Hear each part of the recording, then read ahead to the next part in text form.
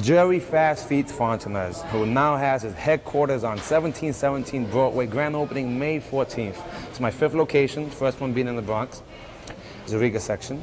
And I guess the story is watching the 007 movies and the Bruce Lee movies like everybody else did, I guess, in the late 60s. The Avengers, that was my first interest in martial arts when I seen Mrs. Pugh chopping somebody in the neck. And also when Maxwell Smart, I think Agent 99 was chopping people. After that, I had an opportunity to train with all the Kung Fu Joes around the block who knew 2 or 3 hand-to-hand combat techniques and taught me in basements and rooftops, and then eventually I had a chance to go to Taekwondo school. That was back in 1976 that I officially went to an official school, even though back then I already had the full split and I kicked the Bruce Lee flying side kick and spinning hook. I was probably one of the top fighters in the schoolyard, kicking people in the back when they couldn't see it. But that's basically it as far as my first interest in the martial arts.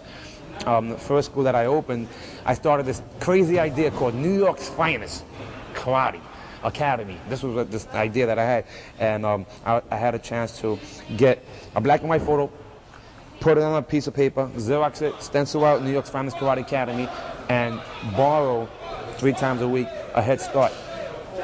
One of those little Head Start centers for 3, 4-year-olds. So like that, we had to clean the floor and then train martial arts. And I had an opportunity to be exposed to Anthony Robbins, Les Bron, and a number of other motivational speakers.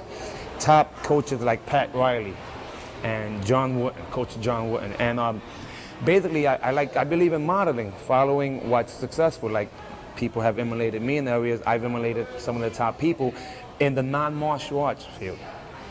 So that's where the high energy comes from. You know, the stomping comes from football, and the clapping comes from Tony Robbins, who's a very successful, success-conditioned coach. And it works where Fontanez Karate Success System is an applicable system in any endeavor. It doesn't really matter. So the kicking and punch is the easy part. A lot of goal setting involved in it. So I implemented that into a karate team, and it's worked really well. Now there's quite a few teams now who have followed it, and the energy level is a lot higher. I got bored easily. That's what happened. Said, hey, I'm going to have a good time. So instead of just being in the tournaments and, you know, get ready for my fight, I would just turn around, put myself into the proper state, have the children next to me give me high fives, and before you know it, I had a fan club. I have a fan club that's doing really well. Just got back from England, doing the seminar there, getting ready to go to Italy. You know, having a good time, enjoying my life. About 6 years ago, I was in the Bronx school with my brother, and I was sitting down, and he also takes karate. He's a black belt. He was nicknamed Spike. And Mr. Fontanez looked at me, and he just kept on saying, "You look like a China doll. When you join, one day I'm going to name you China doll." And I refused to join. And finally, when I did join, because Mr. Fontanez persisted that I join, he said he can see me doing this, or he'd make fun of me. He just said he'd call me China doll. From then on, I've been called China doll. Kids come off the streets, and they don't know where they're going, and they come into the karate school, and it's like a whole different world to them. And he says, "Stop your energy, go," and it puts them into a different state. They're in a different level. They forget where they're at, and they just motivated to do just specifically karate. And it's nothing like basketball or baseball. In order to do karate, you have to be in a different state of mind. You have to remember that what you're doing is to help yourself focus on what you want in the future. It helps you obtain your goal successfully and whatever you want. So I think it's great. For example, right there, you heard Senior Ephraim yell. It's a different state.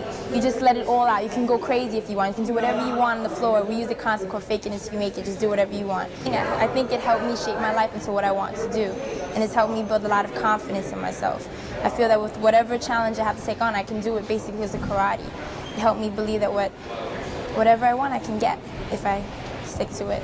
What I've noticed is with Master Fontanez style, Fontanez Karate, it gives you specific affirmations that you can apply towards any endeavor in life, whether it's in school, because I also attend school. So there are many affirmations. For example, winners never quit, quitters never win, I choose to be a winner. That's part of our student creed, and we embed that into our students, so when they're faced with tough situations or challenges, they can apply these affirmations to help them along. Basically, what Master Fontanez teaches us is if the lead dog isn't motivated, then the rest of the pack is going to be motivated also. So before the class can get energized and motivated, the staff member or the instructor or the team has to be motivated. So I have to make sure I'm motivated to help the other people. We do that simply by feeling good.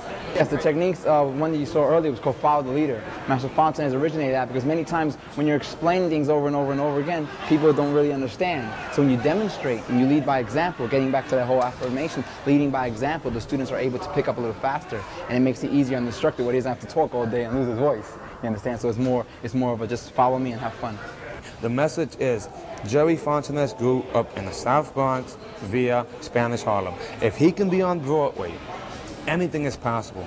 I basically mind my business, meaning that whenever someone has something negative to say about me or any idea that I have, I mind my business. So mind your business, you won't get hurt, you can achieve and live all your dreams, and even though people may not be completely with you 110%, I guarantee in the future, those people will come and ask you for a job as long as you're able to keep your focus on your goals. Anything is possible. The luckiest man